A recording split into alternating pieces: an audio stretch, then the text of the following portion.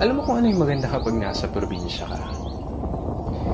Yung parang sobrang layo mo sa problema. Yung mahuni ng ibon, sariwang hangin, na kahit sobrang bigat ng pakiramdam mo, kapag naranasan mo